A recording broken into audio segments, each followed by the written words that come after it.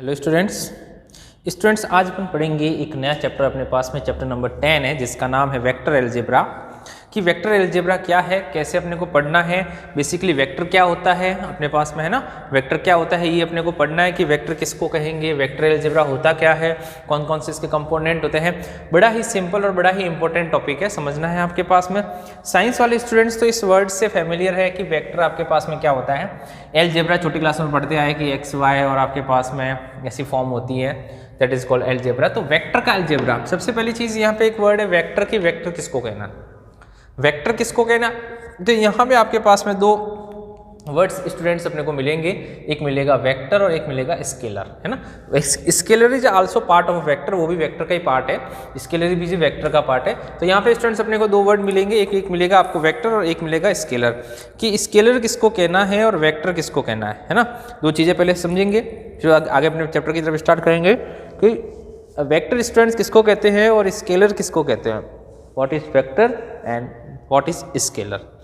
देखिए स्टूडेंट्स, तो सबसे पहले बात करते हैं वेक्टर की कि वेक्टर क्या होता है ना। वेक्टर क्या होता है, एक ऐसी क्वांटिटी स्टूडेंट्स जिसके अंदर दो चीज़ें हो। क्या क्या दो चीज़ें हो, एक ऐसी क्वांटिटी जिसके अंदर आपके पास में एक तो हो डायरेक्शन, क्या हो स्टूडेंट्स, डायरेक्शन। एक हो डायरेक्शन, कि आपके पास में डायरेक्शन का मतलब आपके पास में कि कौन सी डायरेक्शन है, वो हमारे पास में 4 डायरेक्शन सिस्टम है, नॉर्थ साउथ ईस्ट वेस्ट, उनके बीच में भी आपके पास में डायरेक्शन सब डायरेक्शन बन सकती है। एक तो डायरेक्शन हो एंड हो मैग्नीट्यूड, क्या हो, मैग्नीट्यूड। कि दो चीजें हो, एक तो आपके पास में डायरेक्शन हो स्टूडेंट्स और एक हो आपके पास में मैग्नीट्यूड।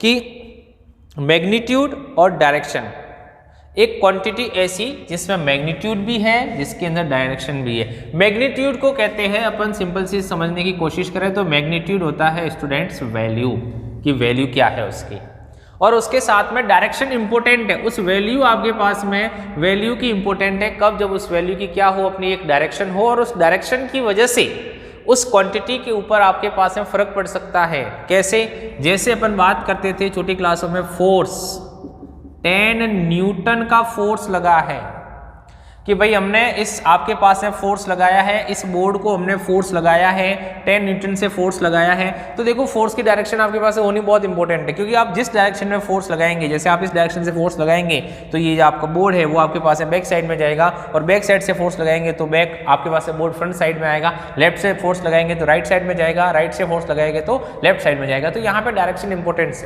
है ना, डायरेक्शन का अपना एक इंपॉर्टेंस है, अपनी एक इंपॉर्टेंस है डायरेक्शन की। बिना डायरेक्शन से आपके पास में फोर्स लगाएंगे, कितना आपके पास में 10 न्यूटन का फोर्स लगाएंगे, लेकिन कौन सी डायरेक्शन में लगाएंगे ये हमें पता ही नहीं है। जैसे तो अपने पास में that is importance of a direction here, यहाँ पे डायरेक्शन की इंपॉर्टेंस है। तो जो फोर्स है, फोर्स कैसा हो गया, वेक्टर हो गया। यही बस समझे, मतलब वो क्वांटिटी जिसमें आपके पास में वैल्यू तो होती है, वैल्यू का नाम क्या रखा था, 10 क्या है, 10 है आपका स्टूडेंट्स मैग्नीट्यूड। तो ये तो हो गया मैग्नीट्यूड, 10 तो हो गया मैग्नीट्यूड, लेकिन आपके पास में यहाँ पे डायरेक्शन होनी चाहिए। तो एफ फोर्स को क्या कहेंगे अपन, वेक्टर कहेंगे। दूसरी चीज अपने पास में ले हुए अपन की आपके पास में बेटा स्टूडेंट्स जो एक्सेलरेशन होता है, एक्सेलरेशन छोटी क्लासों में थोड़ी बहुत साइंस की बातें करेंगे इसके अंदर। एक्सेलरेशन ए होता है दैट इज 20 मीटर पर second square, that is acceleration, acceleration होता है। अब आपके पास में क्या होता है, गाड़ी आपके पास में चल रही है, एक एक्सेलरेशन है आपके पास उस गाड़ी का 20 मीटर पर सेकेंड स्क्वायर है, लेकिन ये कौन सी डायरेक्शन में, ये पॉजिटिव डायरेक्शन में, क्योंकि आपका ए नेगेटिव भी होता है स्टूडेंट्स, अगर आपने साइंस थोड़ी अच्छे से पढ़ी है तो। -20 मीटर पर सेकेंड स्क्वायर आपके पास में नेगेटिव भी होता है। तो जो पॉजिटिव और नेगेटिव क्या बताता है, बेसिकली पॉजिटिव और नेगेटिव बताता है स्टूडेंट्स, किसको बताता है, डायरेक्शन को ही तो बताता है कि ये पॉजिटिव डायरेक्शन में जा रहा है और ये नेगेटिव डायरेक्शन में जा रहा है। तो इसको एक्सेलरेशन न करके इसको क्या कहते थे, इसको क्या नाम था, रिटार्डेशन, और ये क्या था, ये एक्सेलरेशन था। नेगेटिव एक्सेलरेशन को रिटार्डेशन कहते थे, क्यों, क्योंकि वो नेगेटिव डायरेक्शन की वजह से आया है। तो बेटा देखो डायरेक्शन भी इंपॉर्टेंस है यहाँ पे, 20 तो क्या हो जाएगा, 20 दोनों का ही मैग्नीट्यूड 20 है, तो दैट्स कॉल्ड अ डायरेक्शन।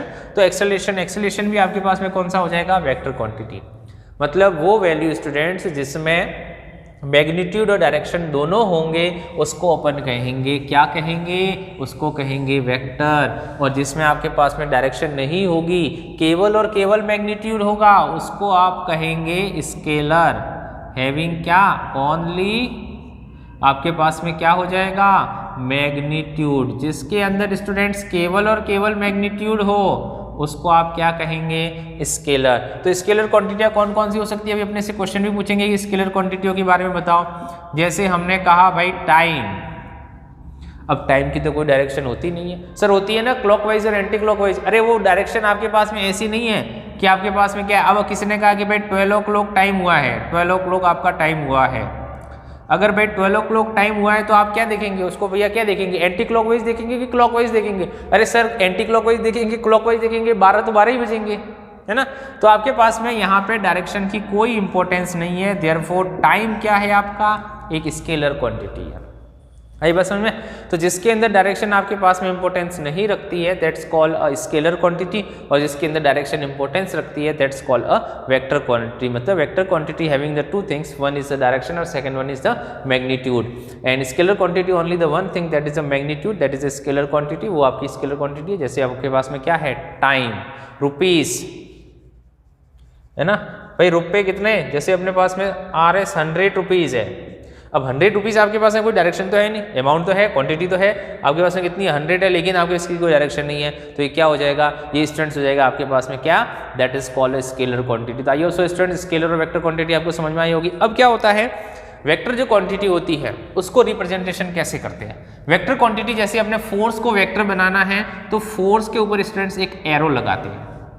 एक एरो बनाना होता है, लेफ्ट से राइट की तरफ ही जाता है, हमेशा हमेशा हमेशा इधर से इधर ही जाता है एरो। और जो भी वेक्टर होता है आपके पास में, ये जो एरो बताता है जिस क्वांटिटी के ऊपर एरो लग गया है ना, तो वो कौन सी क्वांटिटी होती है? वेक्टर क्वांटिटी बन जाएगी। उसको अपन वेक्टर रीड करते हैं। वेक्टर आपके पास में, तो इसको जैसे F के ऊपर एक वेक्टर लगाया तो उसको क्या रीड करेंगे? F vector. A के ऊपर किसी ने वेक्टर लगाया, A वेक्टर। B के ऊपर वेक्टर लगाया, B वेक्टर। C के ऊपर वेक्टर लगाया, C वेक्टर। तो that is a vector representation, जिसको आप एक एरो से रिप्रेजेंट करते हैं। किसी भी क्वांटिटी के ऊपर लगाया जा सकता है, वो लेफ्ट से लेकर के राइट तरफ होता है। तो वेक्टर के अंदर हमें इस वेक्टर वाले चैप्टर वेक्टर अलजेब्रा के अंदर अपने को ऐसे एरो मिलेंगे, that's called a vector representation of a vector, जो लेफ्ट से राइट तक एक एरो बना करके बताया जाएगा, है ना स्टूडेंट्स। तो ये स्टूडेंट्स था वेक्टर के आपके पास है कि वेक्टर किसको कहना है, स्केलर किसको कहना है ना। तो अपन डिफरेंट एग्जांपल भी दे सकते हैं आपके पास में कि वो वेक्टर है कि स्केलर है। तो जिसमें डायरेक्शन होगी दैट्स कॉल्ड आपके पास में वो क्वांटिटी हो जाएगी स्टूडेंट्स वेक्टर क्वांटिटी, और जिसमें डायरेक्शन नहीं होगी that's called a scalar quantity. जैसे किसी ने कहा आपके पास में है पावर है 40 वॉट, 40 वॉट का पावर आपके पास में लग रहा है किसी के अंदर 40 वॉट। अब इससे कोई डायरेक्शन का कोई फर्क पड़ता ही नहीं है ना, वॉट से डायरेक्शन का कोई फर्क पड़ता ही नहीं। तो ये कौन सी क्वांटिटी हो जाएगी? ये बच्चों हो जाएगी स्केलर क्वांटिटी, बिल्कुल। किसी ने कहा 40 डिग्री बताओ, एंगल हो गया, एंगल कौन सी क्वांटिटी? एंगल भी स्केलर क्वांटिटी। कि सर एंगल आपके पास में एंगल की कोई डायरेक्शन नहीं है, 40 डिग्री आपके पास में कहाँ बन रहा है हमें नहीं पता है, तो आपके पास में ये कुछ आपके पास में क्या हो जाएगी? स्केलर क्वांटिटी, है ना। तो स्केलर क्वांटिटी और वेक्टर क्वांटिटी अपन इस तरीके से कर सकते हैं कि स्केलर क्वांटिटी किसको कहना है स्टूडेंट्स, और वेक्टर क्वांटिटी किसको कहना है ना। तो अपनी एक्सरसाइज जो 10.1 है उसके अंदर अपने को बहुत सारी चीज़ें देखने को मिलेगी कि वेक्टर किसको कहेंगे, आपके पास में स्केलर किसको कहेंगे, है ना। तो जैसे वेलोसिटी है, तो स्टूडेंट जो वेलोसिटी है, वेलोसिटी भी डिपेंड करती है कि आपके पास में वो आपके पास में जो क्वांटिटी है वेलोसिटी इज वेक्टर क्वांटिटी है ना। Involves both the magnitude as well as direction. किसके अंदर? वेलोसिटी के अंदर। जैसे एक्सेलरेशन का होता है वैसे वेलोसिटी का मीटर पर सेकेंड आपके पास में। ओके, तो स्टूडेंट जिसके डायरेक्शन होती है that's called vector quantity, direction and magnitude, और जिसके अंदर केवल और केवल मैग्नीट्यूड होगा उसको अपन क्या कहेंगे स्टूडेंट्स? उसको अपन कहेंगे क्या? That's called only and only क्या? इसके अंदर केवल मैग्नीट्यूड है तो that's called only and only scalar quantity. तो अपने बुक के अंदर 10.1 के अंदर बहुत सारी चीज़ें दे रखी है। Classify the following measurement as scalar और वेक्टर, तो जिसके अंदर आपके पास में डायरेक्शन और एज वेल एज मैग्नीट्यूड होगा। जैसे 2 मीटर नॉर्थ वेस्ट, है ना, आपके पास में लिखा हुआ 2 मीटर नॉर्थ वेस्ट, तो 2 मीटर है ना, ये कह रहा है 2 मीटर नॉर्थ वेस्ट। तो नॉर्थ वेस्ट क्या है भाई? नॉर्थ वेस्ट सर डायरेक्शन है ना। और 2 मीटर क्या है? 2 मीटर आपके पास में 2 मीटर क्या हो गया? 2 मीटर मैग्नीट्यूड हो गया, और नॉर्थ वेस्ट है, बिल्कुल ये वेक्टर क्वांटिटी बन गई स्टूडेंट्स। तो इस तरह से आप वेक्टर क्वांटिटी और स्केलर क्वांटिटी का आप पता कर सकते हो एक्सरसाइज 10.1 में। टाइम पीरियड आपके पास में scalar quantity, distance scalar quantity, force vector quantity, velocity vector quantity, और वर्क डन आपके पास में क्या हो जाएगा स्टूडेंट्स? Scalar quantity. तो स्टूडेंट्स ये आपके पास में है जिसके अंदर आपके पास में 10.1 एक्सरसाइज के अंदर आपके पास में कुछ इंट्रोडक्शन मिलेगा, तो वो इंट्रोडक्शन आपको 10.1 के अंदर पढ़ना है। ओके स्टूडेंट्स, 10.1 का जो पहला क्वेश्चन है उसको भी समझते हैं, उसके अंदर क्या करना है अपने पास में। 10.1 का जो फर्स्ट क्वेश्चन है देखते हैं। देखिए स्टूडेंट, फर्स्ट क्वेश्चन ये कह रहा है represent the graphically a displacement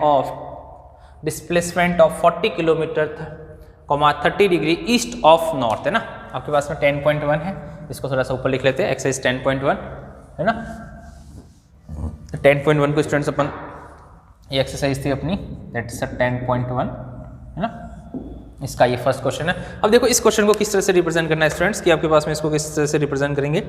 तो देखो बेटा, हम क्या करेंगे, 40 किलोमीटर बताना है, रिप्रेजेंट करना है ग्राफिकली, रिप्रेजेंट डिस्प्लेसमेंट को रिप्रेजेंट करना है ना। डिस्प्लेसमेंट तो सब बच्चे पढ़ के आते होंगे, डिस्प्लेसमेंट किसको कहते हैं ना, मतलब एक वैल्यू है आपके पास में, दैट्स कॉल्ड डिस्प्लेसमेंट, उसको अपन डिस्प्लेसमेंट कहते हैं, एक वैल्यू है ना। यहाँ पे आपके पास में एक तो डिस्टेंस होती है और दूसरा होता है डिस्प्लेसमेंट, है ना। तो एक तो डिस्टेंस होती है जिसकी आपके पास में कोई डायरेक्शन नहीं होती है, बट डिस्प्लेसमेंट की अपनी एक डायरेक्शन हो सकती है, ठीक है। तो अपन समझते हैं यहाँ पे ग्राफिकली रिप्रेजेंट करना है, तो ग्राफिकली रिप्रेजेंट करते हैं, एक अपन डायरेक्शन सिस्टम बनाते हैं। ये अपना डायरेक्शन सिस्टम है, सभी स्टूडेंट्स को पता ही होगा, दैट्स नॉर्थ, ये साउथ है, ये आपके पास में है आपका वेस्ट, और ये है आपका ईस्ट, है ना। सभी बच्चों को पता ही है direction system, north south west और ईस्ट, सभी बच्चे पढ़े, छोटी क्लास में पढ़ के आए हैं। अब क्या होगा, अब देखो स्टूडेंट्स, अब अपने को जो मेन इंपॉर्टेंट चीज़ है वो इसके अंदर ये ध्यान रखनी है कि ईस्ट ऑफ नॉर्थ, तो जिसके साथ में ऑफ लगा हुआ है, नॉर्थ है, ईस्ट ऑफ नॉर्थ, समझना, बड़ी इंपॉर्टेंट चीज बता रहा हूं मैं। ऑफ नॉर्थ है, ईस्ट ऑफ नॉर्थ है ना, ऑफ के बाद में जो लिखी हुई डायरेक्शन है, east of north, west of north हो सकता था या कोई भी, तो जिसके साथ में ऑफ लगा हुआ होगा उसके साथ में आपको बनाना है एक एंगल, यहां से लेना है, एक लाइन ड्रॉ करनी है। ये है मैग्नीट्यूड किसका, ये जो लाइन आपने ड्रॉ की है ये वेक्टर हो सकता है ओपी, जिसका मैग्नीट्यूड कितना है 40 किलोमीटर। अब ये ईस्ट ऑफ नॉर्थ है, तो नॉर्थ के साथ में कितना डिग्री का एंगल बनाओगे स्टूडेंट्स, 30 डिग्री का। आगे बात समझ में, तो नॉर्थ के साथ में स्टूडेंट्स आप 30 डिग्री का एंगल बनाओगे, दैट इज अ 40 किलोमीटर एक डिस्प्लेसमेंट है ना। तो आपके पास है 40 किलोमीटर डिस्प्लेसमेंट को आपने रिप्रेजेंट कर दिया, एक डिस्प्लेसमेंट है 40 kilometre, that is a OP जो आपके पास में है, that is a displacement OP. आपके पास में अगर इसको लिखना है तो आप इसको ऐसे भी लिख सकते हो, आपका डिस्प्लेसमेंट कितना है, ओपी वेक्टर है, और 40 किलोमीटर का ओपी वेक्टर है, ओके। तो आपके पास में that is 30 degree east of north. तो आपको ये ध्यान रखना है कि ईस्ट ऑफ नॉर्थ है, तो ऑफ के बाद में जो डायरेक्शन होगी उसके साथ में आपको एंगल बनाना है। तो आप ऑफ के बाद में जो डायरेक्शन थी हमने उसके साथ में एंगल बनाया, तो that is a graphical representation, ये ग्राफिकल रिप्रेजेंटेशन हो गया है। तो that's our first question, okay. Second question है classify the following measures as a scalar और वेक्टर, है ना। ये कह रहा है कि क्लासीफाई करो कि आपके पास में ये जो वेक्टर है वो स्केलर है कि आपके पास में क्या है, कैसे है, classify the following. Second question आपके पास है स्टूडेंट, जैसे तो मैंने भी बताया था 10 kg, आपके पास में सेकंड है 2 मीटर, जैसा कि वेपर ने डिस्कस किया था 2 मीटर नॉर्थ वेस्ट। थर्ड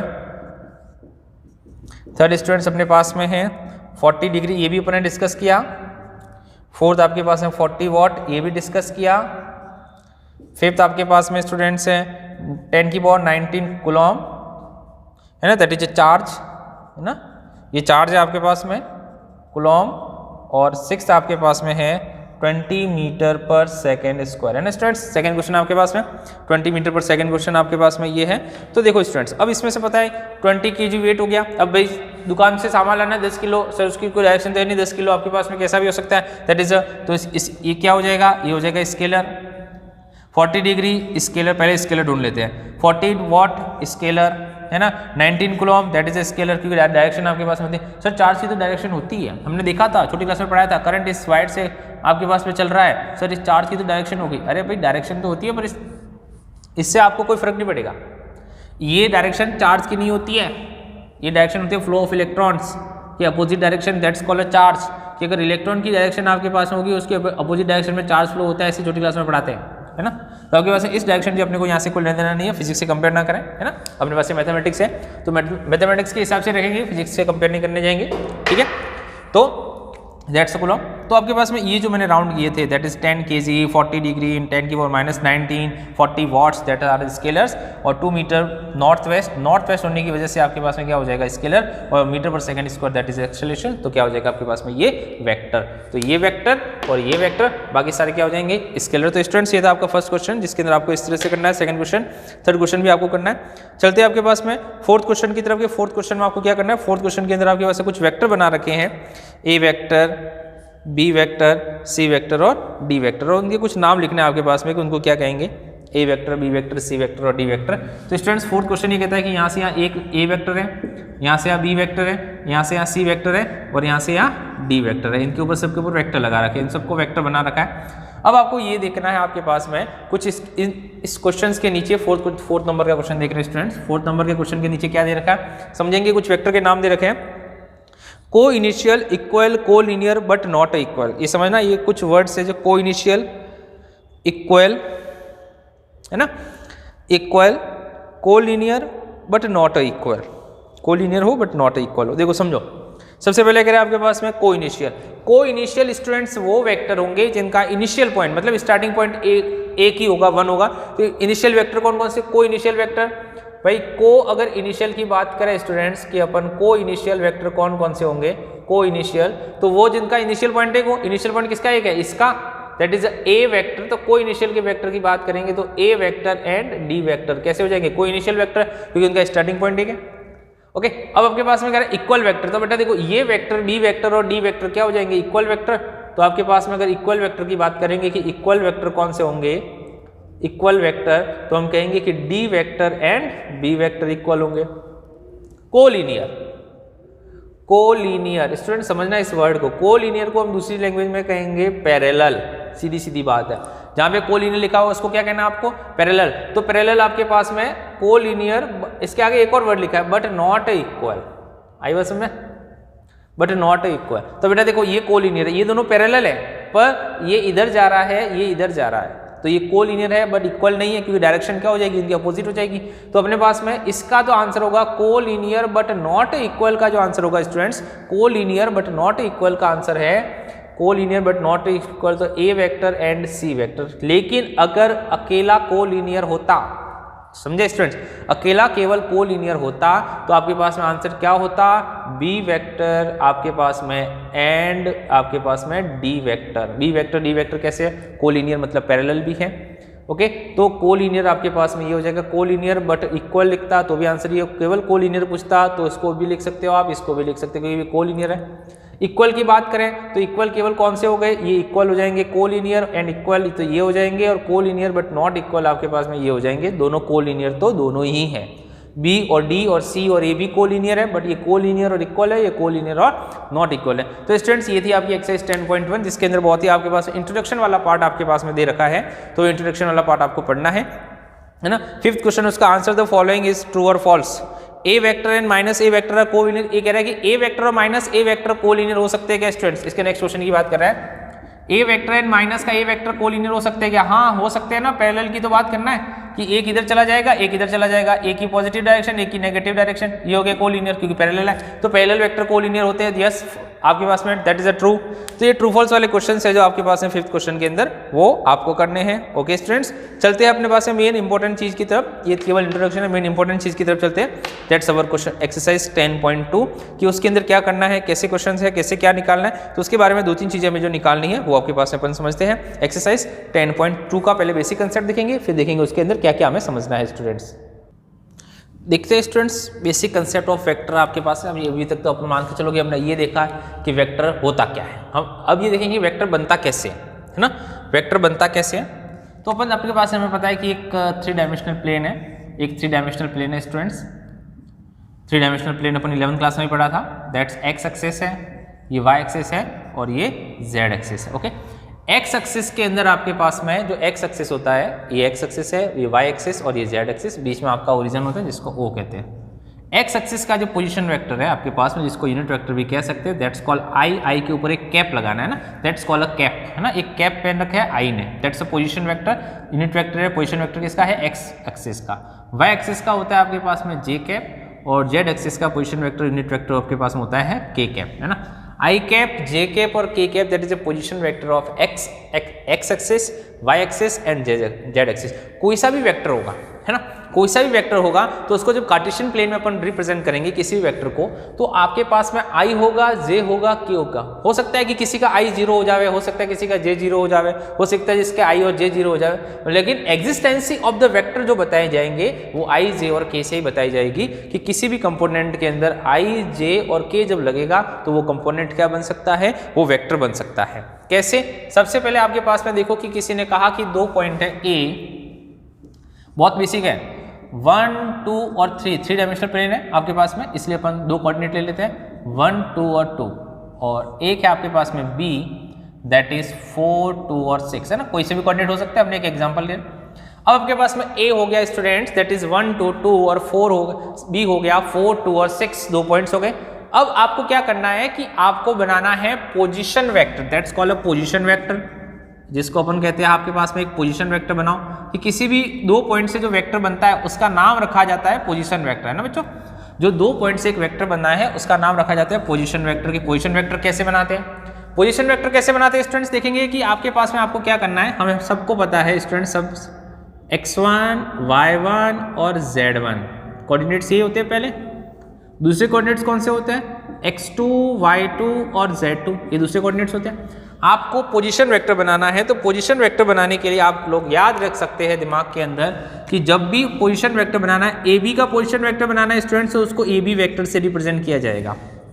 आई बात समझ में, जिस भी 2 पॉइंट्स का वेक्टर बनाना है उसको आप ए बी वेक्टर से रिप्रेजेंट करेंगे। पहला पॉइंट पहला, दूसरा पॉइंट दूसरा। लिखना कैसे है समझेंगे, x2 minus x1 I cap plus y2 minus y1 J cap plus z2 minus z1 K cap. आई बात समझ में, ये आपको याद रखना है। पोजीशन वेक्टर अगर किसी भी 2 पॉइंट से बनाना है तो x2 minus x1 I cap, y2 minus y1 J cap और z2 minus z1 K cap. Students देखो ए बी का वेक्टर x2 कितना था 4 x1 कितना है 1, 4 माइनस 1 3 आई कैप, y2 कितना y2 है 2 और आपके पास y1 कितना दैट्स कब 0 जे कैप प्लस z2 कितना 6 माइनस 2 गया तो कितना 4 के कैप। तो students that's call a position vector. किसी भी 2 पॉइंट का पोजीशन वेक्टर हम इस तरीके से बनाएंगे, आई कैप प्लस जे कैप प्लस के कैप ऑटोमेटिकली आ जाएगा, तो that's call a position vector. अब आपका क्या आ गया स्टूडेंट्स, पोजीशन वेक्टर आ गया।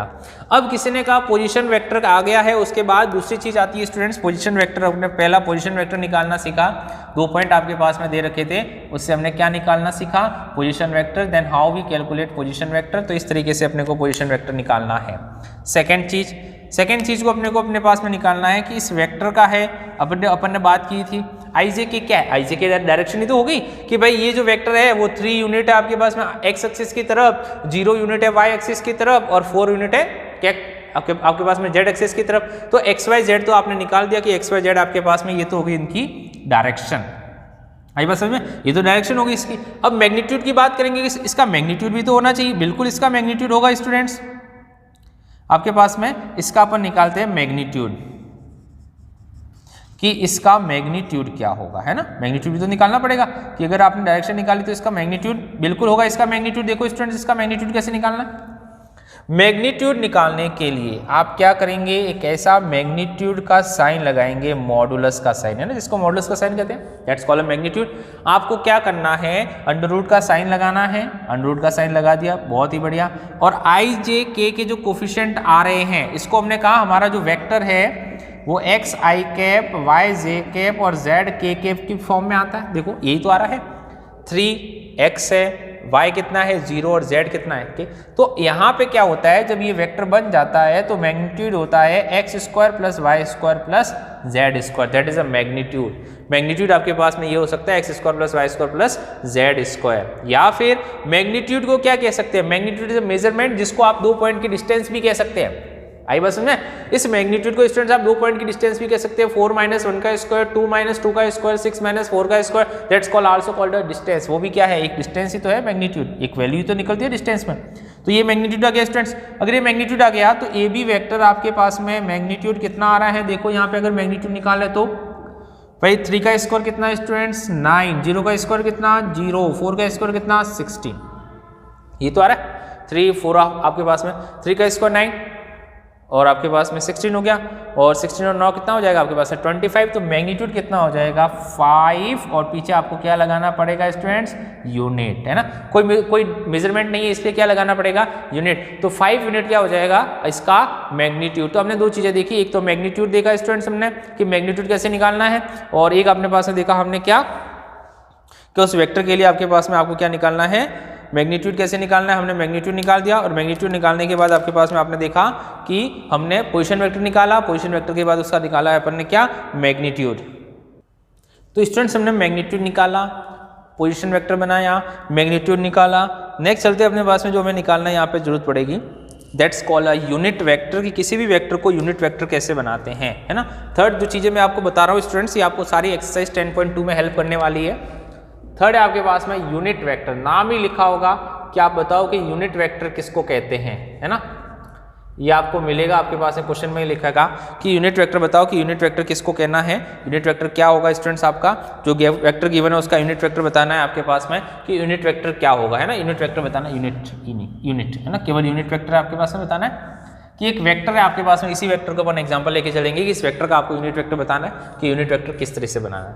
तो यूनिट वेक्टर को रिप्रेजेंट करने का वे होता है कि जो ए बी है उसके ऊपर लगाएंगे कैप, जैसे भी लगाई थी आई के जे और के के ऊपर, दैट्स कॉल्ड यूनिट वेक्टर। ए होगा तो ए कैप, बी होगा तो बी कैप, सी होगा तो सी कैप, ए बी होगा तो A B cap. A B cap निकालने का फॉर्मूला होता है unit vector A B cap is equals to A B vector upon magnitude of A B vector.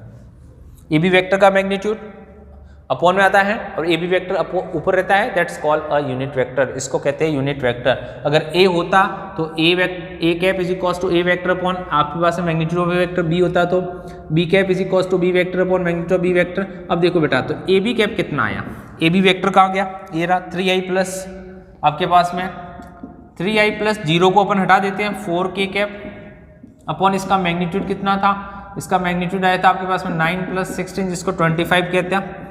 तो that is A B vector is equals to 3i cap plus 4j cap upon कितना 25, that's called a unit vector. आप कोई इसको ऐसे भी लिखते हैं 3.25i cap और 4/25j cap students, that's called your unit vector, जिसको आप यूनिट वेक्टर कहेंगे। ओके तो इस तरीके से अपन यूनिट वेक्टर भी कैलकुलेट कर सकते हैं, मैग्नीट्यूड कैलकुलेट कर सकते हैं, पोजीशन वेक्टर कैलकुलेट कर सकते हैं। यहाँ पे दो चीज़ें और अपने को जो कैलकुलेट करनी है आपके पास में कि वो है आपका कि आपको एक वेक्टर गिवन है उसके डायरेक्शन रेशियोज और डायरेक्शन कोसाइन, दो चीज़ें आपको कैलकुलेट करनी पड़ेगी। डायरेक्शन रेशियोज और डायरेक्शन कोसाइन, है ना, जिसको शॉर्ट फॉर्म में कहते हैं डीआर और डीसीस, कि डीआर्स क्या होते हैं और डीसीस क्या होते हैं, है ना। दो वेक्टर आपके पास में गिवन है, डायरेक्शन आपके पास में है, तो कहेंगे कि उसके पास में डीसीस कितने होंगे और डीआर्स कितने होंगे। आई बात समझ में। तो डीआर्स और डीसीस आपके पास में कैसे निकालते हैं किसी भी दो वेक्टर की, वो आपके पास में देखेंगे कि डीआर्स कैसे निकालने हैं स्टूडेंट्स और डीसीस कैसे निकालने हैं, डायरेक्शन रेशियो कैसे निकालते हैं और डायरेक्शन कोसाइन कैसे निकालते हैं, वो अपने को देखना है यहाँ पे कि डायरेक्शन रेशियोज क्या होता है उसको कैसे निकालते हैं और डायरेक्शन कोसाइन कैसे निकालते हैं, है ना स्टूडेंट्स। तो देखेंगे डायरेक्शन रेशियोज और डायरेक्शन कोसाइन, ठीक है। देखिए अपने पास डायरेक्शन रेशियोज पहले बात करते हैं, डीआर्स डायरेक्शन रेशियो, जिसकी शॉर्ट फॉर्म होती है डीआर्स, क्या नाम है इसका डायरेक्शन रेशियो, क्या नाम है इसका डायरेक्शन रेशियो, याद आ जाएगा डीआर्स जिसको शॉर्ट फॉर्म कहते हैं डीआर्स, ठीक है। जिसको रिप्रेजेंट ऐसे कर सकते हैं ए बी और सी, ए बी सी कैसे, ए बी और सी के बीच में आपके पास में ऐसे दो पैरेंथेसिस लगा लेते हैं, दैट्स कॉल्ड अ डीआर्स। वैसे आपके पास में अगर पैरेंथेसिस नहीं भी लगेंगे तो डीआर्स आपके पास में ए बी सी रहेंगे। ए डीआर्स कितना होता है, पहला डीआर्स ए जो होता है वो कितना होता है, वो होता है x2 माइनस x1। तो देखो x2 माइनस x1 आपने निकाला है, x2 माइनस x1 कितना आ रहा है 3। आपने इसी क्वेश्चन की बात कर रहे हैं। सेकंड आपके पास में है b क्या आपके पास में, दैट इज द सेकंड वाला डीआर्स, जिसको आप क्या कहेंगे y2 माइनस y1 जो कि कितना आया था 0। थर्ड जो डीआर्स आपको निकालना है students, that is c z2 minus z1 जो कि कितना आया था आपके पास में आपका 4। तो दैट इज abc जो है दैट्स कॉल्ड डीआर्स, इसको अपन क्या कहते हैं डीआर्स कहते हैं, डायरेक्शन रेशियो कहते हैं स्टूडेंट्स, दैट इज अ डीआर्स, है ना। शॉर्ट फॉर्म मैंने लिखी है डीआर्स, याद आ जाएगा डायरेक्शन रेशियोज। और एक होता है DCs direction cosine, okay, DCs DC और उस पर पोस्ट ऑफ एस लगाते हैं, डिसीज। डायरेक्शन कोसाइन, वापस बोल रहा हूं, डायरेक्शन कोसाइन, ये क्या है, डायरेक्शन रेशियो, ये क्या है, डायरेक्शन कोसाइन, ये क्या है, डायरेक्शन रेशियो, ये क्या है, डायरेक्शन कोसाइन।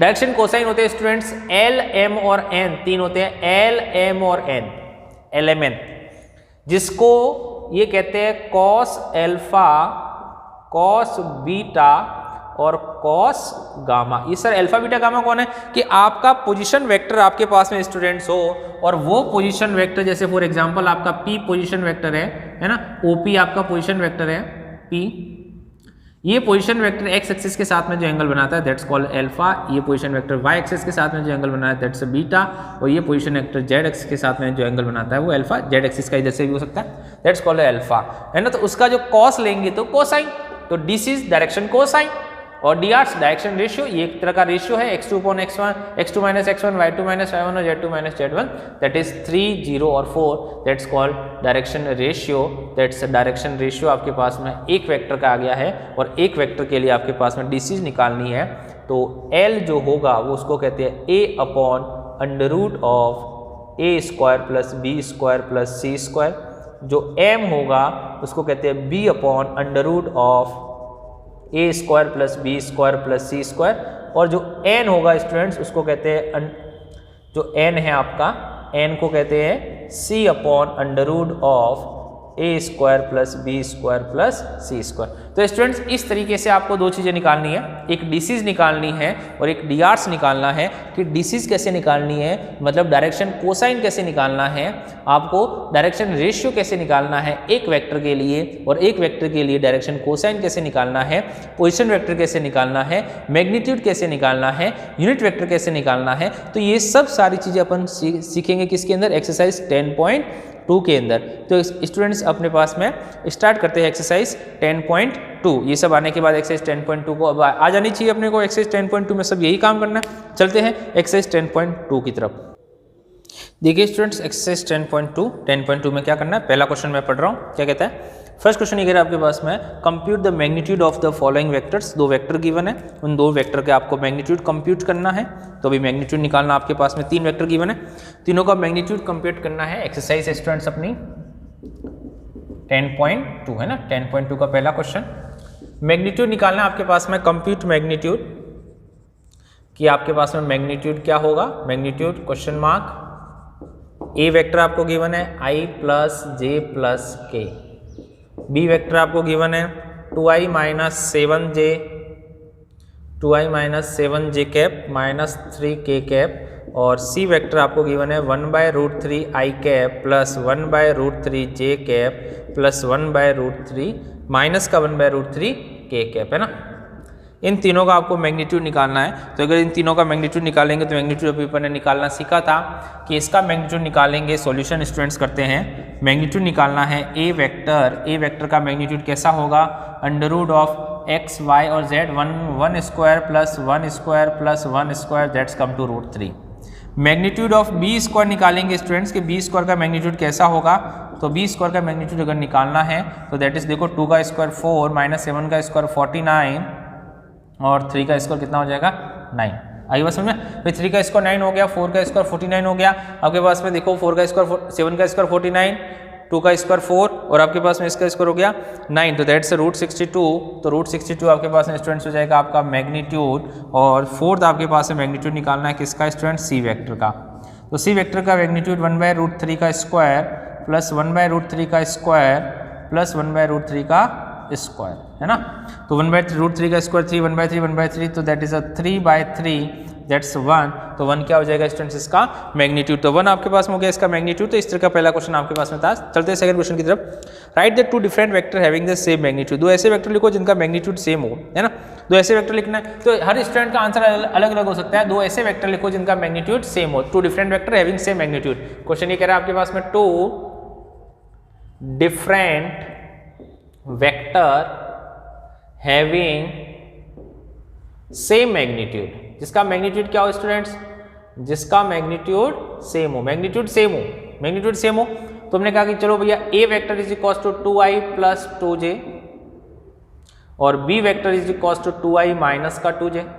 दोनों अलग अलग है, दोनों अलग अलग ही तो है, एक बीच में माइनस आ गया, माइनस आते वेक्टर अलग हो गया, तो ये दोनों अलग अलग वेक्टर है। मैग्नीट्यूड निकालोगे, ए वेक्टर आपके पास में कितना आ रहा है 4 + 4 दैट्स √8, और बी वेक्टर का मैग्नीट्यूड निकालोगे वो भी कितना आ रहा है √8। तो सेम तो हो गया इनका मैग्नीट्यूड, वेक्टर कैसे हो गए अलग अलग, डिफरेंट डिफरेंट, है ना।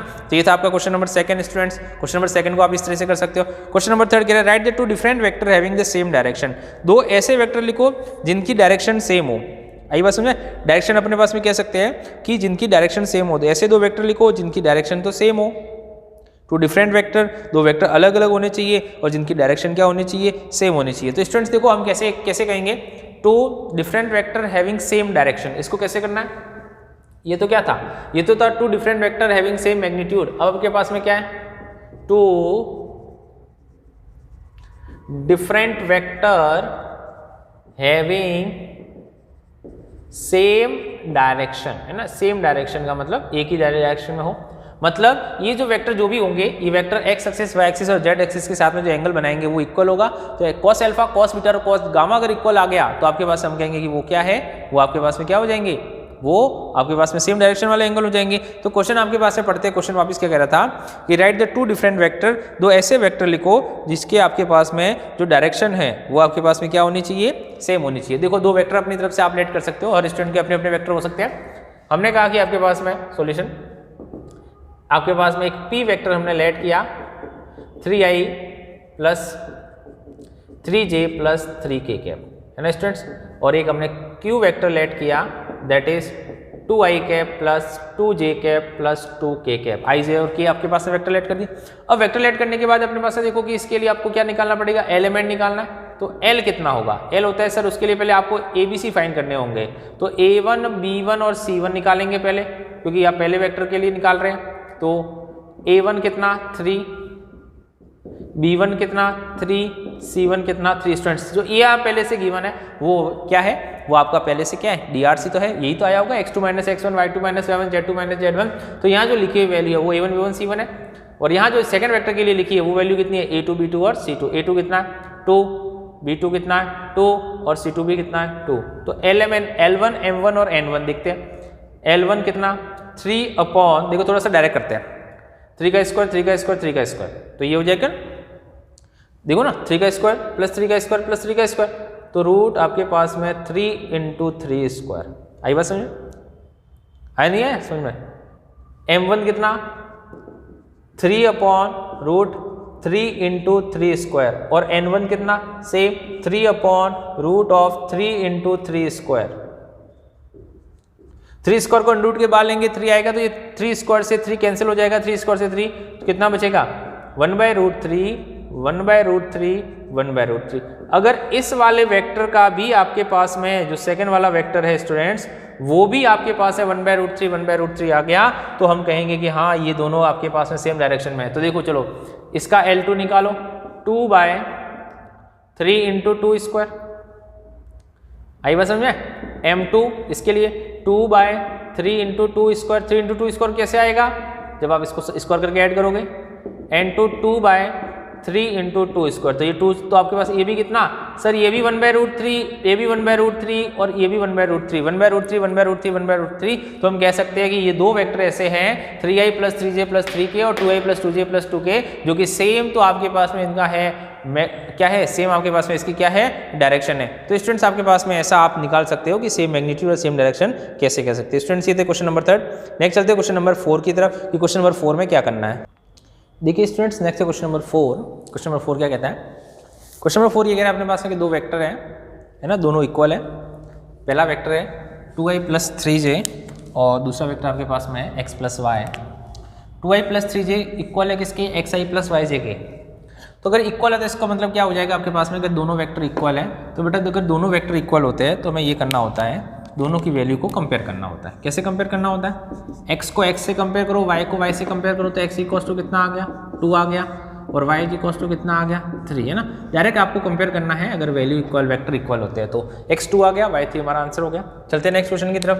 5th दो पॉइंट है 2 1 और 5 -7 5, हमने अपने नाम रख दिए, कुछ भी नाम रख सकते हैं, A 2 1 और B -5 7। अब आपके पास में क्या कह रहा है कि इस दो पॉइंट से जो बनने वाला वेक्टर है उसका स्केलर कंपोनेंट बताओ और उसका वेक्टर कंपोनेंट बताओ। तो पहले इसको वेक्टर तो बना देते हैं। तो हमने कहा कि ये x1 y1 है, ये x2 y2 है, हमने वेक्टर बनाया, इसका नाम हमने AB वेक्टर रखा, -5 -2 i cap plus 7 -1 j cap, तो आपका वेक्टर आ गया -7i प्लस 6j।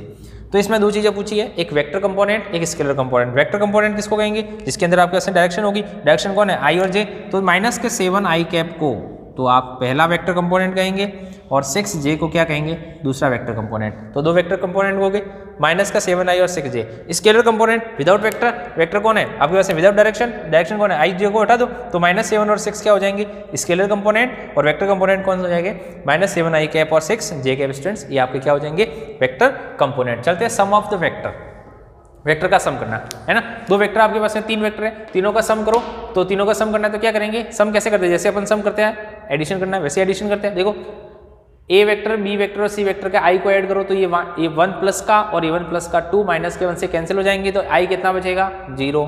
यहाँ चलते हैं माइनस का 2 और आपके पास है 4 और 6, तो आपके पास है देखो ये ऐड हो जाएगा, तो 2 में से माइनस का 4 सब्ट्रैक्ट हो जाएंगे तो माइनस के 4 बचेंगे, -6 में सब्ट्रैक्ट हो जाएंगे माइनस के 4, तो माइनस का 4 जे कैप, ये 1 और ये 5 6 से -7 में सब्ट्रैक्ट होता है माइनस का 1 के कैप, तो दैट्स अ सम। तो सम करना है तो जैसे अपन सम करते हैं वैसे सम करेंगे, सब्ट्रैक्शन करना है वैसे सब्ट्रैक्शन करेंगे, मल्टीप्लिकेशन का प्रोसीजर लगे जो अपन आगे पढ़ेंगे, ठीक है। अब आपके पास में कह रहा है कि एक जो वेक्टर है इसका यूनिट वेक्टर निकालो। ए वेक्टर आपके पास i + j + 2 के कैप है, यूनिट वेक्टर पढ़ने सीखा। Unit vector a cap is equal to a vector upon magnitude of a vector, तो ये हो जाएगा i + j + 2 के अपॉन 1 + 1 + 4 i + j + 2 के upon √6, that's our unit vector. 8 चलते, तो 8 मैंने होमवर्क में दे दिया आपको, समझोगे, करना है, आ जाएगा, बहुत सिंपल सा है। 9 कह रहा है ए और बी दो वेक्टर है, आपको क्या करना है कि एक आपके पास यूनिट वेक्टर फाइंड करना है in the direction of a + b। तो आपको इससे कंफ्यूजन नहीं होना है कि सर ये a + b की डायरेक्शन में कैसे पूछ रहा है, a + b का ही पूछ रहा है, ठीक है। आप इतना समझो कि वो a + b का ही पूछ रहा है। का यूनिट वेक्टर निकालो तो पहले a + b को ऐड करना पड़ेगा इसके अकॉर्डिंग हमने a + b को ऐड किया, उसका नाम क्या रख दिया? c वेक्टर, क्योंकि भाई a और b ऐड होंगे तो तीसरा वेक्टर ही तो आएगा, दैट्स कॉल्ड c वेक्टर, उसका नाम रख दिया हमने c वेक्टर। तो i + 0j + k कैप आ गया। तो यूनिट वेक्टर कैसे निकालते हैं? यूनिट वेक्टर निकालना है, इसकी डायरेक्शन में आपको यूनिट वेक्टर निकालना है, तो a + b का नाम क्या रखा हमने? c vector. तो c cap is equal to c vector upon magnitude of c, तो that is c cap is equal to 1 + i cap + k cap, क्योंकि j तो आपके पास में 0 हो गया, इन दोनों को ऐड किया तो i + k बचा, तो i + k upon 1 + 1 that is √2, तो that is our unit vector. a + b का ये यूनिट वेक्टर है, जो इसको कह सकते हैं it is the direction of a vector + b vector. Students चलते हैं नेक्स्ट क्वेश्चन नंबर 10 में क्या कहता है कि a वेक्टर इतना है which is the magnitude of 8 unit का, आपको क्या निकालना है? उसका यूनिट वेक्टर निकालो जिसका मैग्नीट्यूड 8 यूनिट हो, है ना, 8 यूनिट मैग्नीट्यूड लेते हुए इस वेक्टर का यूनिट वेक्टर निकालो। तो क्या करना है? 8 मैग्नीट्यूड क्या होता है? मल्टीप्लाई में होता है, किसके मैग्नीट्यूड में? किसके मल्टीप्लाई में लिखना है? यूनिट वेक्टर के। किसका यूनिट वेक्टर लिखना है? a वेक्टर का। भाई a वेक्टर का एक ऐसा यूनिट वेक्टर लिखो जिसका मैग्नीट्यूड कितना हो? 8 हो, तो इसका मतलब हमें क्या निकालना है? 8 a कैप निकालना है, a कैप यूनिट वेक्टर और 8 क्या है? मैग्नीट्यूड। तो 8 a कैप कैसे निकालेंगे? ये वेक्टर अपॉन इसी का magnitude, a vector upon a vector है मैग्नीट्यूड, तो 5i - j + 2k अपॉन √5 25 + 1 और आपके पास प्लस का 4 दैट इज 30, 8 मल्टीप्लाई करेंगे 40/30 रूट का i कैप -8 j के अपॉन √30 + 16 k के अपॉन √3, दैट्स अवर आंसर। तो ये तो स्टूडेंट्स 1 से लेकर 10 तक के क्वेश्चन, बहुत सिंपल सा क्वेश्चन है, बहुत सिंपल सी एक्सरसाइज समझना है। कंसेप्ट अगर एक बार आपको समझ में आ गया, फॉर्मूला कैसे लगाना है वो आपको समझना है, कि कंसेप्ट अगर एक बार स्टूडेंट्स आपको समझ में आ गया तो सारी चीजें बहुत अच्छे से हो जाएगी, है ना स्टूडेंट्स। चलते हैं नेक्स्ट क्वेश्चन की तरफ। हेलो, देखिए स्टूडेंट नेक्स्ट क्वेश्चन नंबर 11 क्या कहता है? Vector 2i - 3j + 4k and this two vector are collinear. तो बेटा समझना कोलिनियर कैसे फाइंड करते हैं, दो वेक्टर को कोलिनियर कैसे बनाया। अभी अपन ने स्टार्टिंग पढ़ा था कि कोलिनियर किसको कहना है? कोलिनियर हम उसको कहेंगे जब दो वेक्टर कैसे होंगे स्टूडेंट्स? पैरेलल होंगे। अब देखो कोलिनियर इसको पैरेलल कैसे बताएंगे? तो ये जो यहाँ पे वैल्यू लिखी होती है that is a1, that is b1 और दैट इज c1, ये हमने पढ़ा है कि दैट इज drs होते हैं। यहाँ जो लिखी हुई वैल्यू होती है इसको अपन a2 कहेंगे, ये b2 कहेंगे और ये c2 कहेंगे, ये drs है, दो वेक्टर के drs है। हमने कहा a1 a2 b1 b2 और c1 c2, a1 b1 c1 लिख दिया, a2 b2 c2 लिख दिया। फिर आपको क्या करना है? रेशियो निकालना है, dr से समझना, dr डायरेक्शन रेशियो निकाल रहे हैं, a1 a2 b1 b2 और c1 c2। अगर स्टूडेंट्स ये तीनों रेशियो इक्वल आता है, जैसे यहाँ पे इक्वल आ रहा है, देखो -1/2 -1/2 और -1/2, मतलब if a1 a2 b1 b2 और c1 c2 तीनों रेशियो इक्वल आता है, तीनों वैल्यू इक्वल आती है, देन वेक्टर्स आर कोलिनियर। सीधी सीधी बात है, दो वेक्टर को कोलिनियर बताना है तो हम क्या निकालेंगे, उनके डीआर्स का रेशियो। अगर डीआर्स का रेशियो इक्वल आता है तो हम दोनों वेक्टर्स को क्या कहेंगे, उन दोनों वेक्टर्स को कहेंगे कि these two vectors are collinear. कब, जब उनके डीआर्स का रेशियो क्या आ जाता है, इक्वल आ जाता है। नहीं आता है तो कोई भी एक इक्वल नहीं आता तो मना कर देंगे कोलिनियर नहीं है। चलते हैं नेक्स्ट क्वेश्चन की तरफ। क्वेश्चन नंबर 12 आपका होमवर्क है। ओके, क्वेश्चन नंबर 12 आपको आ जाएगा। क्वेश्चन नंबर 13 देखिए, आपके पास बहुत सिंपल है, 2 पॉइंट है। डिसीज ऑफ इन दोनों पॉइंट्स की आपके पास है। डिसीज मतलब समझ में आ गई होगी बात, डिसीज अब तो याद हो गया होगा। डिसीज डायरेक्शन कोसाइन की, डायरेक्शन कोसाइन निकालने किसके, ए और बी के। ए और दो पॉइंट है, एक ए पॉइंट है एक बी पॉइंट है, इन दोनों से ज्वाइन करने वाला जो वेक्टर है उसका डिसीज निकालो। तो बिल्कुल बहुत सिंपल सा कंसेप्ट है। आप ए वेक्टर, ए और बी पॉइंट से आपने एक वेक्टर बना दिया, दैट्स ए बी वेक्टर, आपका एक ए बी वेक्टर बन गया। -1 -1 माइनस का 2 -2 -2 माइनस का 4 और आपके पास है 1 और माइनस कर दो प्लस का 4 हो जाएगा, that is A B vector आ गया। ए बी वेक्टर आ गया। अब क्या करना है, -2 -4 और -2 -4 और 4 लेकर के भी आप डिसीज निकाल सकते हो। और ऐसे नहीं करना तो इससे भी बहुत सिंपल सा तरीका डिसीज निकालने का, आप कैप निकाल दो। क्या निकाल दो, यूनिट वेक्टर निकाल दो। सर उससे क्या होगा, देखो से क्या होगा, आप जब यूनिट वेक्टर निकालोगे A B vector upon magnitude of A B vector, तो आपका यूनिट वेक्टर आ रहा है -2 -4 +4 अपॉन आपके पास में 36, जिसको कहेंगे 6। तो अगर आपने अलग लिखा -2/6 -4/6 और 4/6 जैसा कि भी मैंने यहाँ कर, तो यहाँ जो वैल्यू बची हुई है दैट इज अ माइनस का 1 आपके पास में 3 और दैट इज अ माइनस का दैट इज अ 2/3 और दैट इज अ 2/3। तो ये जो वैल्यू बची है इसको आप एल एम एन डिसीज कह सकते हो। यूनिट वेक्टर के जो आपके पास में कंपोनेंट होते हैं दैट्स कॉल्ड आईजेके के जो कंपोनेंट है यूनिट वेक्टर के दैट्स कॉल्ड अ डिसीज, और वेक्टर के आईजेके के कंपोनेंट है दैट्स कॉल्ड डीआर्स। वापिस समझो क्या कहा मैंने, एक वेक्टर के आईजेके के कंपोनेंट होते हैं उसको डीआर्स कहते हैं, और एक यूनिट वेक्टर के यूनिट वेक्टर बन गया ना, यूनिट वेक्टर के आईजेके के कंपोनेंट्स को डिसीज डायरेक्शन कोसाइन कह सकते हैं। तो कोई कभी क्वेश्चन पूछे डिसीज निकालो तो आप यूनिट वेक्टर निकाल के बता सकते हो। वेक्टर तो आपके पास में बना दिया आपने, आप यूनिट वेक्टर निकाल करके जो कंपोनेंट्स है उससे बता सकते हो कि वो इससे क्या हो जाएंगे स्टूडेंट्स, डिसीज हो जाएंगे। क्वेश्चन नंबर 12 आपको होमवर्क में करना है, हो जाएगा, बड़े सिंपल से। चलते हैं क्वेश्चन नंबर आपके पास में 14 की तरफ, कि एक वेक्टर है i + j + k cap, i cap + j cap + k cap is equally inclined with the ox मतलब x एक्सिस के साथ, oy का मतलब y एक्सिस के साथ, oz का मतलब z एक्सिस के साथ। इक्वली इंक्लाइंड का मतलब एंगल बना रहा है x एक्सिस के साथ, y एक्सिस के साथ और z एक्सिस के साथ एंगल बना रहा है। x एक्सिस के साथ कोई भी वेक्टर एंगल कौन सा बनाता है, अल्फा। y एक्सिस के साथ कौन सा बनाता है, बीटा। और z एक्सिस के साथ कौन सा एंगल बनाता है, गामा। तो ये अल्फा बीटा गामा हो गए। तो आपको अल्फा बीटा गामा बताना है कि तीनों के अल्फा बीटा गामा कौन है, इक्वल है। मतलब ये जो वैल्यू आ रही है सीधी सीधी बात है, एल एम एन का नाम क्या था, एल का नाम क्या था, एल का नाम क्या था, एल का नाम था सर कॉस अल्फा, बी का नाम क्या था, एम का नाम क्या था सर कॉस बीटा, और एन का आपके पास में एल एम एन, एन का नाम क्या था, एन का नाम था सर कॉस गामा। अगर ये तीनों इक्वल आए थे तो हम कहेंगे यस। तो सेम वही प्रोसीजर फॉलो किया हमने, वही प्रोसीजर फॉलो किया। वेक्टर था उसका कैप निकाल दिया, कैप निकालने के बाद हमारे पास 1/√3 आ रहा है, 1/√3 आ रहा है और 1/√3 आ रहा है। इसका मतलब ये हो गया कि सर अल्फा बीटा और गामा इन तीनों का कितना आपके पास में 1/√3 है। अल्फा बीटा गामा तो नहीं कहेंगे, कॉस अल्फा कॉस बीटा और कॉस गामा कहेंगे, जो कि इक्वल है, क्योंकि अल्फा तो आपके पास में ये नहीं रहेगा।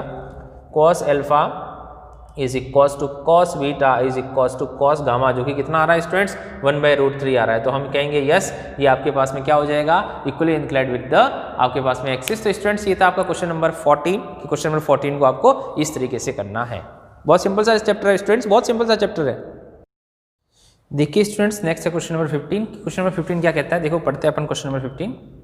व्हेन अ पॉइंट, एक पॉइंट है स्टूडेंट्स, व्हेन अ पॉइंट, एक पॉइंट है, when a point having position vector r, जिसका पोजीशन वेक्टर कितना है, r वेक्टर है। a point having position vector r vector, बेटा एक पॉइंट है जिसका पोजीशन वेक्टर r वेक्टर है, which divides, जो कि डिवाइड कर रहा है, किसको डिवाइड कर रहा है, line joining the 2 points, 2 point से ज्वाइन होने वाली लाइन को डिवाइड कर रहा है, which पोजीशन वेक्टर, जिसके पोजीशन वेक्टर p वेक्टर और q वेक्टर है। समझेंगे बात को कि एक r वेक्टर है स्टूडेंट्स, ये है अपना r वेक्टर, ये क्या कर रहा है, p वेक्टर और q वेक्टर से, 2 पॉइंट थे p और q, ये p और ये q, ये इसका पोजीशन वेक्टर है, ये q वेक्टर और ये p वेक्टर है।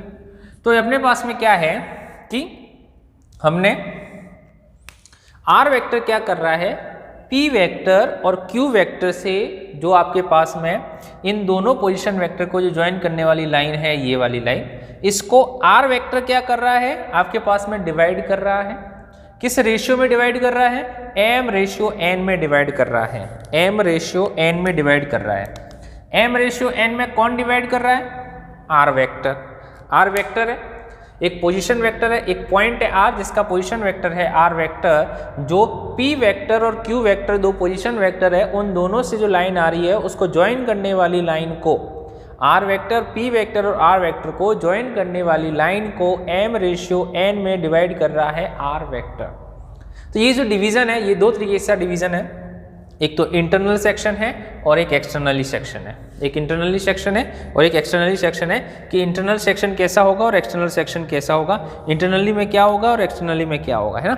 इंटरनल सेक्शन किसको कहेंगे, इंटरनल सेक्शन के केस में क्या करना पड़ेगा, देखो अब आपको थोड़ा बहुत याद हो तो आपके पास में क्या करते थे, इंटरनल सेक्शन निकालने के लिए जब आप सेक्शन फॉर्मूला यूज करते थे तो ये वाली जो क्वांटिटी होती थी, ये वाली इधर वाली क्वांटिटी, ये वाली क्वांटिटी, ये क्या करती थी, इससे मल्टीप्लाई करती थी, प्लस ये वाली जो क्वांटिटी होती थी वो क्या करेगी, एन से मल्टीप्लाई होता था। ऐसे ही तो होता था आपका सेक्शन फॉर्मूला। सेक्शन फॉर्मूला कैसा होता था कि एक लाइन होती थी, m/n लिखा होता है, यहाँ एक पॉइंट होता है और यहाँ एक पॉइंट होता है। तो ये पॉइंट क्या करता है, इस वाले कोऑर्डिनेट से मल्टीप्लाई करता है और ये पॉइंट क्या करता है, इधर वाले कोऑर्डिनेट से मल्टीप्लाई करता है। तो सेक्शन फॉर्मूला भी हमारे कुछ ऐसा ही था वेक्टर वाला, कि ये वाला जो Q है ये तो इस m से मल्टीप्लाई करेगा। तो क्वेश्चन नंबर 15 के लिए आपको क्या दे रखा है, यहाँ m और n की वैल्यू दे रखी है 2:1, पोजीशन P वेक्टर दे रखा है i + 2j - k कैप और Q वेक्टर दे रखा है -i + j + k cap. Students ये अपने को दे रखा है। तो क्या करेंगे, जब इंटरनली सेक्शन की बात करेंगे तो इंटरनल सेक्शन का फॉर्मूला बन जाएगा m × Q vector plus n × P vector upon m + n। इसका सम आता है डिवीजन में, ये आ गया सम डिवीजन में। तो हमारे जो फॉर्मूला आया है आपके पास में स्टूडेंट्स, इसका किसका, इंटरनली सेक्शन का, that's a formula of internal section. R vector is equals to Q vector multiply M plus P vector multiply N upon M plus N. Q और एम की वैल्यू पुट कर ली, P और N की value put कर ली और इसको सॉल्व किया तो that is a value position vector R. कौन से केस में, इंटरनली सेक्शन के केस में। एक्सटर्नली सेक्शन के केस में सभी बच्चे जानते हैं, ये पढ़ गया। एक्सटर्नली सेक्शन किसको कहना है कि केवल क्या होगा, ये वाला जो साइन होगा, ये वाला साइन क्या हो जाएगा, नेगेटिव हो जाएगा। ये वाला जो साइन गिवन है वो नेगेटिव हो जाएगा, इस साइन को कर दिया नेगेटिव, बाकी वैल्यू तो वो की वो पुट कर ली। तो आपका एक्सटर्नली सेक्शन आ रहा है R vector is equals to -3i cap plus 3j cap. तो students that is a question based on the internal section और एक्सटर्नल सेक्शन। किस तरीके से एक पॉइंट है जो किसी भी आपके पास में वैल्यू को डिवाइड करेगा, तो आपके पास में आप इस तरीके से इसका सेक्शन निकाल सकते हैं, है ना।